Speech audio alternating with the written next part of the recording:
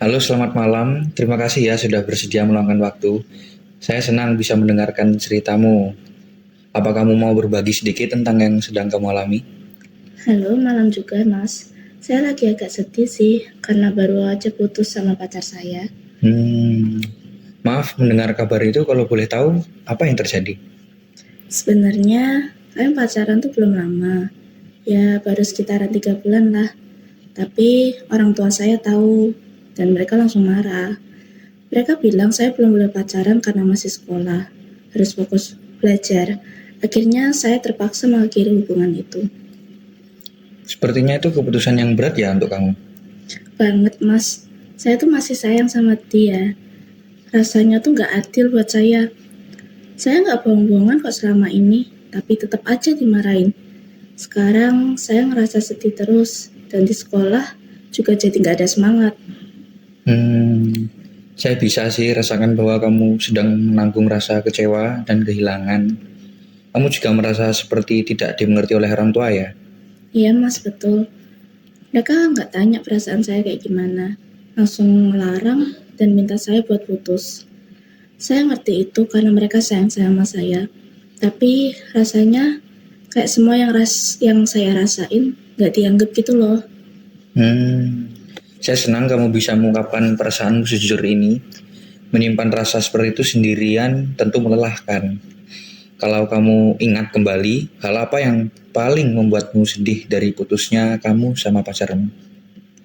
Mungkin karena saya udah ngerasa berusaha buat jujur dan terbuka, tapi malah dianggap nggak patuh gitu sama mereka. Saya juga kehilangan teman ngobrol yang paling dekat, jadi rasanya kayak sendiri aja. Hmm, kamu merasa kehilangan kedekatan dan perhatian ya? Dan mungkin juga merasa seolah-olah nggak punya tempat aman untuk menumpahkan isi hatimu? Iya betul, sekarang saya lebih sering milih diam. Hmm, Oke, dalam iman kita, kadang Tuhan memperlihatkan kasih-Nya lewat jalan yang gak selalu kita mengerti saat ini. Tapi bukan berarti dia jauh, justru dia dekat dengan orang yang sedang mengalami patah hati. Kamu sempat membawa masalah ini semua ke dalam doamu. Iya mas, saya sempat nangis waktu doa malam. Saya bilang ke Tuhan kalau saya bingung harus kayak gimana. Tapi setelah itu semua, entah kenapa saya sedikit lebih tenang. Itu hal yang sangat indah. Tuhan memang tidak selalu menghilangkan beban kita, tapi Dia memberi kekuatan untuk menanggungnya. Mungkin ini saatnya kamu belajar mencintai dirimu lebih dan membuka ruang untuk rencana Tuhan. Lalu bagaimana cara kamu untuk ingin melangkah terus ke depan?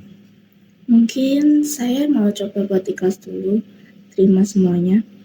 Mungkin benar ini bukan saat yang tepat buat saya pacaran. Tapi saya juga pengen lebih dipercaya sama orang tua saya.